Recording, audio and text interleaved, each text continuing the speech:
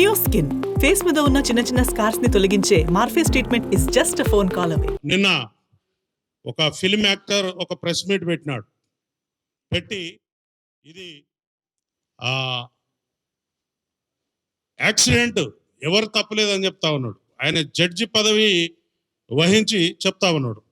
మరి ఇట్లాంటి వాటిని మన ప్రసారాలు కూడా ఎట్లా పడితే అట్లా ప్రసారం చేయడం అనేది ప్రజల్లోకి తప్పుడు సంకేతాలు పోతాయి. ఇప్పుడు ఎవరైనా కూడా అతని మీద ఎవరికి పగుండదు. ఆయన చేసే పని ఏదైతే ఉన్నదో ఇది ప్రజలకు, రాజ్యాంగానికి, చట్టాలకు లోబడి ఉందా లేదా అనేది వాళ్ళు తెలుసుకోవాలి ఫస్ట్. ఎందుకంటే ఆయన పాలు తాగే పిల్లోడు కాదు. 40 సంవత్సరాల పైబడ్డ వ్యక్తి ఎంత జాగ్రత్తగా ప్రవర్తించాలి, ఎంత హుందాగా ప్రవర్తించాలి. ఒక సెలబ్రిటీగా ఉన్న వ్యక్తి చట్టాలను చదువుకోవాలి, అతని యొక్క పరిధులు తెలుసుకోవాలి. చట్టం నీకు స్వేచ్ఛగా పరిగెత్తవలసిన అవకాశం ఇచ్చిందని మనం ట్రాఫిక్ సిగ్నల్స్ వేస్తుంటే ఎర్ర సిగ్నల్ పడ్డ తర్వాత కూడా మనం పరిగెత్తుకుంటూ వెళ్తామా? వెళ్ళం. అట్లాగే మన పరిధులను మనం ఏర్పాటు చేసుకొని పని చేసుకుంటూ పోతే నీకు ఏం ప్రాబ్లం ఉండదు, సమాజానికి కూడా ఏం ప్రాబ్లం ఉండదు. ఇవాళ మేము ప్రెస్ మీట్ పెట్టి మొత్తుకునే అవసరం కూడా ఉండదు. 1,30,000 మంది పోలీస్ కుటుంబాలు ఉన్నాయి. ఒక బందోబస్తు నిర్వహించాలని అంటే దాదాపు ఒక 1 వీక్ నుంచి ఆ స్కీమ్ని వేసుకుంటాం మేము. 1 వీక్ నుంచి ఆ స్కీమ్ వేసుకుని ఆ స్కీమ్ ప్రకారంగా డిప్లాయ్మెంట్ చేస్తాం. ఒక పోలీస్ స్టేషన్ పరిధిలో 20 నుంచి 50 మంది కానిస్టేబుల్ ఉంటారు. మిగిలిన ఆఫీసర్స్ ఒక 10 మంది, అట్లా 50 నుంచి 60 మంది సిబ్బంది మాత్రమే ఉంటారు. ఒక ఏరియాలో ఏదైనా ఒక జనం గుమిగూడే పరిస్థితి వచ్చినప్పుడు దానికి తగ్గట్టుగా బందోబస్తు చేసుకోవడం కోసం మాకు చాలా విధి విధానాలు ఉంటాయి. ఇప్పుడు నాకు అర్జెంటుగా ఉంది కాబట్టి, నాకు అర్జెన్సీ ఉంది కాబట్టి నాకు బందోబస్తు ఇవ్వండి, నేను ఒక 1,00,000 మందిని జమ చేసుకుంటా, 10,000 మందిని జమ చేసుకుంటా అంటే అప్పటికప్పుడు సాధ్యం కాని విషయం అది. దానికి ఒక ప్రొసీజర్ ఉంటుంది. ఆ ప్రొసీజర్ ప్రకారమే పోవాల్సి ఉంటుంది. కానీ మేము కాగితం ఇచ్చేసినాం, మరి పర్మిషన్ వచ్చిందా లేదా అనే విషయాన్ని కూడా పక్కకు పెట్టేసి మేము కాగితం ఇచ్చినాం, వెంటనే మీరు బందోబస్తు చేసుకోవాలి, నాకు అక్కడ ఎటువంటి నష్టం జరగకుండా చూడాలి అనే ఒక పద్ధతిలో కొంతమంది ప్రయత్నం చేయడం అనేది మంచి పద్ధతి కాదు. నేను ఈ ప్రెస్ మీట్ సందర్భంగా ముఖ్యంగా పోలీసులను నోటికొచ్చి మాటలు తిడతా ఉన్నారు ఒక్కొక్కడు. కొన్ని సందర్భాల్లో అయితే పొలిటీషియన్లు కూడా బూతులు తిడతా ఉన్నారు పోలీస్ ఆఫీసర్లను. ఎవరి మీద ఎవరికి కోపాలు ఉండవు, తాపాలు ఉండవు. నువ్వు చట్టాన్ని అనుగుణంగా పనిచేస్తే నీకు ఒక మర్యాద ఉంటుంది. చట్ట ప్రకారం పోకపోతే మీకు రెస్పెక్ట్ ఉండదు. సింపుల్ విషయం ఇది. మీరు నాకు అక్కడ ఒక ఇన్సిడెంట్, నేను ప్రత్యక్షంగా చూడలేదు, కానీ ఆయన ప్రతి విషయాన్ని కూడా ప్రతి నిమిషానికి ప్రెస్ మీట్లు పెట్టడం, ఆయనకు నచ్చిన విషయాలు చెప్పడం, వదిలేయటం, ఈ సమాజాన్ని గందరగోళపరుస్తూ ఉన్నాడు. అసలు ముద్దాయిగా ఉన్నవాడు ప్రెస్ మీట్ పెట్టచ్చా? ఆయనకు అది అధికారం ఉందా? ఆయన వారి యొక్క అభిప్రాయాలను ప్రజల్లో చెప్పొచ్చా? ఆయన రిమాండ్ ఖైదీ, ఆయనకు ఇంటర్మ్ బెయిల్ అయితే వచ్చింది, కానీ ప్రెస్ మీట్ పెట్టే అధికారం ఆయనకు ఉన్నదో లేదో నాకు తెలియదు, వారే చెప్పాలి. మరి ఇంకో విషయం కూడా చెప్పారు నిన్న. ఏం చెప్తా ఉన్నాడు? మీలాంటి ఒక మిత్రుడు ఆయనను ప్రశ్న అడిగితే ఆ విషయాలు చెప్పకూడదండి, నేను కొంత అమౌంట్ ఇస్తున్నా, మా సుకుమార్ గారు ఇస్తున్నారు, ఇంకొకరు ఇస్తున్నారు, దాన్ని ట్రస్ట్ పెట్టి మేము వేరే రకంగా దాన్ని ప్లాన్ చేస్తున్నామని చెప్పినాడు ఆయన. ఆ విషయం చెప్తే ఏమవుతుంది? ఆయన కేసులో ముద్దాయి, ఆయన ముద్దాయి ఎవరైతే బాధితులు ఉంటారో వాళ్లకు ఇండైరెక్ట్గా బ్రైబ్స్ ఇవ్వడం కిందకి వస్తుంది. అది అసలు ఈ విషయాలన్నిటి కూడా కోర్టు వారి దృష్టికి తీసుకుపోయి ఆయన బెయిల్ క్యాన్సిల్ చేయవలసిన అవసరం ఎంతైనా ఉన్నది. ఎందుకంటే చట్టవిరుద్ధంగా ఆయన ప్రెస్ మీట్లు పెట్టడం, ప్రజలను గందరగోళం చేయటం, లేకపోతే ఒక డిపార్ట్మెంట్ మీద మాకెవరు మంచిగానే ఉన్నారని చెప్పుకుంటూ కూడా బండలు ఇసిరేయడం అనేది మంచి పద్ధతి కాదు. మీరు చూసారు, ఏ పోలీస్ ఆఫీసర్ కూడా నన్ను సంప్రదించలేదు, చేతులూపమని చెప్పారని చెప్పారు. ఆయన కాన్వాయ్ దగ్గర ఎవరైనా పోలీస్ ఆఫీసర్ మీకు కనిపించినారా? ఎంతో దూరంగా ఉన్నారు, 2 మీటర్లు 3 మీటర్లు దూరం ఉన్నారు. ఆ వెహికల్ దగ్గర ఎవరైనా కనిపించారా? చాలా మీడియాలో చాలా క్లిప్స్ వచ్చినాయి. ఆయన అక్కడ ఏం జరిగిందో అనే విషయాన్ని పక్కకు పెడితే ఆయన ఒక బాధ్యత గల పౌరుడిగా ప్రవర్తించలేదు అనే విషయాన్ని నేను చెప్పగలుగుతాను.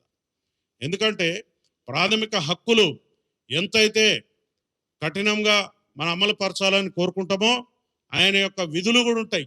ఒక మనిషి బాధ్యతలు, విధులు ఉంటాయి.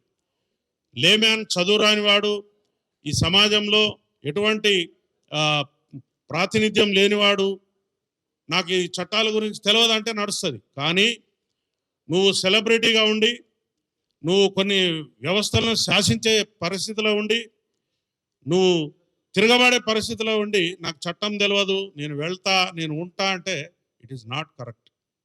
ఇంకొక విషయం ఏంటిదంటే, నా దగ్గర డబ్బులు ఉన్నాయి కదా అని ఒక 50 మందికి మనుషుల్ని పట్టుకుని పోయి ఎక్కడ పడితే అక్కడ దౌర్జన్యం చేయటం అనేది కూడా కరెక్ట్ విషయం కాదు. వారు ఆ బౌన్సర్లను పెట్టుకుని బయటకు వచ్చే సందర్భంలో కూడా వారికి పర్మిషన్ ఉందా? ఆ బౌన్సర్లు ఏ చట్టం ప్రకారం కనపడేవాళ్ళందరినీ నూకేసుకుంటూ వెళ్ళిపోయినరు? వాళ్ళు చేసినందువల్లే ఇక్కడ ఆ పని జరిగిందని చెప్తా ఉన్నారు. ఒక వ్యక్తి మరణిస్తే కనీసం తోలబోయేటోళ్ళు ఆ దగ్గరుండి ఏం జరిగిందని కనీసం 1 నిమిషం ఆగెళ్తారు. చిన్న యాక్సిడెంట్ అయితేనే, ఒక కుక్క పిల్ల చనిపోతేనే, లేకపోతే ఒక పశువు చనిపోతేనే మనం ఆగి దాని గురించి తెలుసుకుంటాం. నీ కళ్ళ ముందు ఇంత వ్యవస్థ జరిగి 2 మనుషులు శవాల్లాగా పడిపోయి ఉంటే మీరు ఎట్లా వెళ్ళిపోతారు? సామాజిక బాధ్యత మీకుందా? సామాజిక స్పృహ మీకున్నదా? వెళ్ళిపోయిన తర్వాత ఆయన కళ్ళలో నాకు ఎటువంటి పశ్చాత్తాపం కనిపించలేదు. నేను ఏమి సక్సెస్ మీట్లు పెట్టుకోలేను, ఈ 15 రోజుల నుంచి సక్సెస్ మీట్లు జరగట్లేదు అనే బాధ ఒకటి కనపడుతున్నది. నేను పోలేకపోతున్నా అనుకుంటున్నాడు తప్ప వారు చాలా సక్సెస్ మీట్లు అటెండ్ అయినరు. అదేవిధంగా వాళ్ళ ఇంటిని ఒక కళ్యాణ మండపం, ఒక విలాసవంతమైనటువంటి ఇది చేసి వచ్చేవాళ్ళు పోయేవాళ్ళు చాలా మందితో ఆయన చాలా హ్యాపీగా గడుపుతూ ఉన్నారు. మరి సమాజం, ఈ చట్టం, ఈ రాజ్యం ఏం చెప్తుందండి? ఎవరైతే బాధితులు ఉంటారో వాళ్ళ పక్షాన చట్టం మాట్లాడుతుంది, మనం మాట్లాడాలి. నువ్వు బాధితుడివా? ఏ విధంగా బాధితుడివి?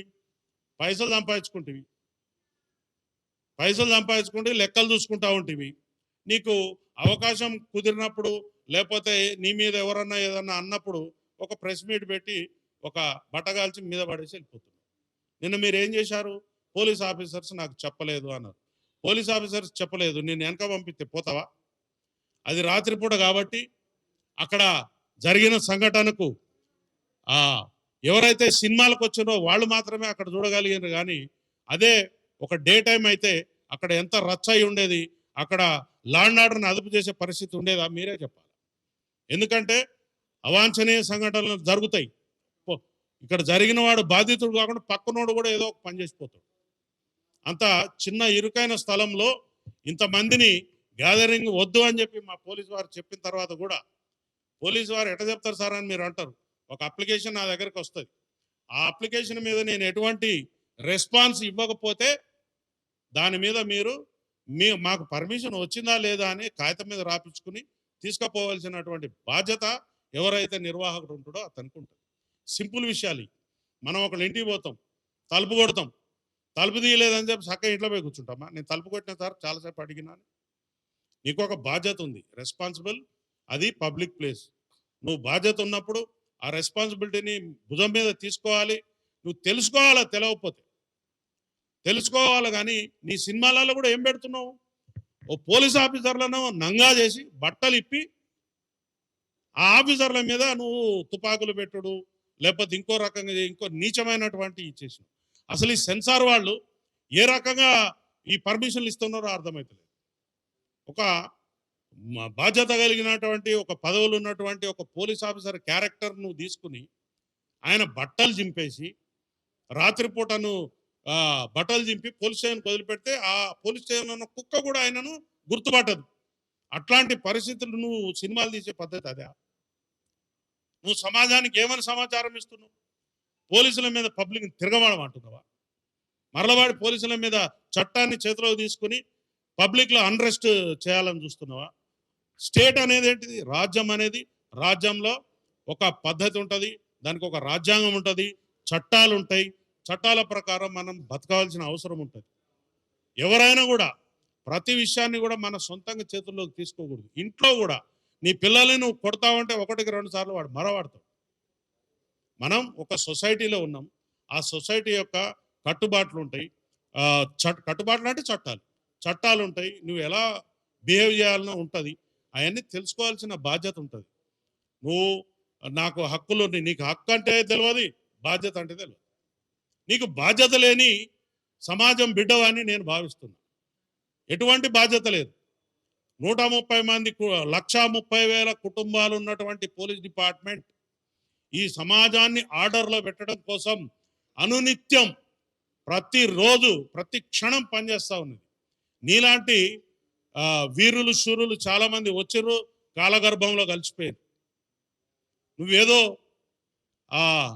సినిమాల డైలాగులు వేసి అది లేదు ఇది లేదు చేస్తే మొత్తం నీ రీళ్ళన్నీ కట్ అయిపోతాయి. నీ రీళ్ళన్నీ కట్ చేస్తాం. ఒక్క పోలీసు కూడా నీ దగ్గర రావద్దని మేము చేసినామనుకో ఎట్లుంటుంది? రేపు నువ్వు పబ్లిక్లో తిరగలుగుతావా? ప్రైవేట్ సైన్యాన్ని పైల్వాన్లను నల్ల బట్టలు వేసుకుని ఆయనకి ఏం తెలుసు? ట్రైనింగ్ చేసిండు ఆయన. చట్ట ప్రకారం ఆయనకు ఉందా? చట్ట ప్రకారం ఆయనకు తుపాకులు పట్టుకుని నీ వెనకాల పబ్లిక్ని దొమ్మిలకు ఉసుగొల్పే అధికారం ఉందా మీకు? లేదు. చక్కగా సన్నాయి నొక్కులు నొక్కుతా ఉన్నారు అక్కడ వచ్చి మీరు. అసలు రెస్పాన్సిబిలిటీ లేదు నీకు, పబ్లిక్ రెస్పాన్సిబిలిటీ లేదు.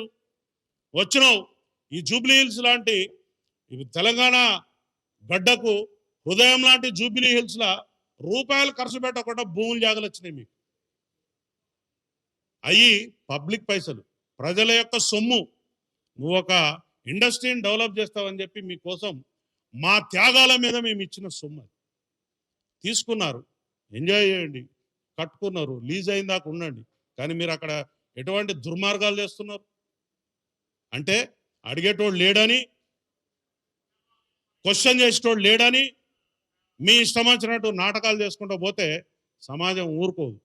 ముఖ్యంగా ఎవడో ఒకడికి కడుపు మండుతుంది, దానికి తీవ్రంగా మీరు భారీ మూల్యం చెల్లించవలసి ఉంటుంది. సుమన్ టీవీలో మీ పర్సనల్ అండ్ బిజినెస్ ప్రమోషన్స్ కోసం కింది నెంబర్కి కాంటాక్ట్ చేయండి.